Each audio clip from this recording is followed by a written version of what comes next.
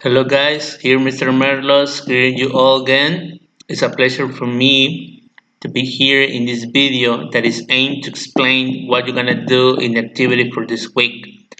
First of all, this week we're gonna do things differently because we're not going to work individually, but in groups. And these groups are gonna be formed by three students. Why? Because what I want is that you try to collaborate. People are not over exceed in what they had to do for this week because the work is going to be extensive. You got to do many things right in this activity, and you got to try to help each other in order to have a good result. So as you know, in the description of the activity, they're going to be doing a morphological analysis, right, of a text.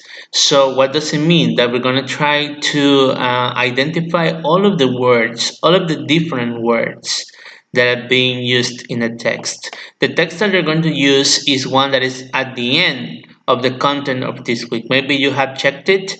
It is the recommended text. The topic is cheating and plagiarism. So you gotta count all of the different words that this text has. If there is one word that is repeated, you're gonna count it, right? So only the different one. Each time you see a word that is different to other, you have to separate it and then you're gonna start organizing it in this chart. And in this chart, we're going to perform the morphological analysis that I was talking about. So we're going to be putting all of the words that we separate from the text here, and then we're going to try to analyze the different characteristics this word have.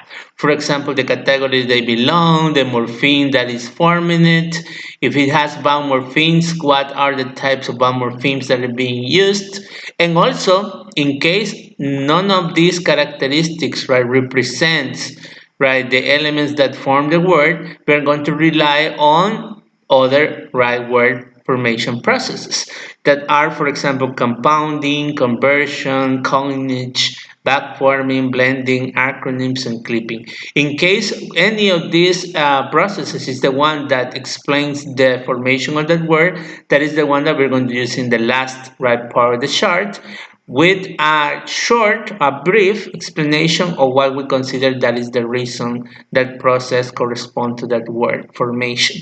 Then, how to fill out this chart is something that I'm not going to explain in this video, but I'm going to ask, is a very special request that everybody, right, of all of the groups that are going to be formed, at least one member of each of the group take participation in the video conference for this week because that day I'm going to show with examples. I'm gonna give some examples of all the categories, how you're going to fill the spaces in this chart, and in that way, so you will be ready for presenting your work. So first of all, for the week, try to organize yourself in groups.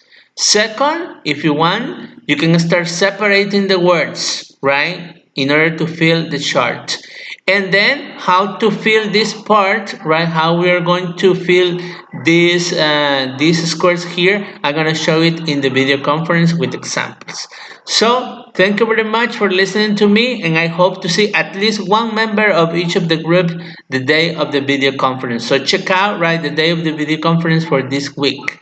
Thank you and goodbye. Take care.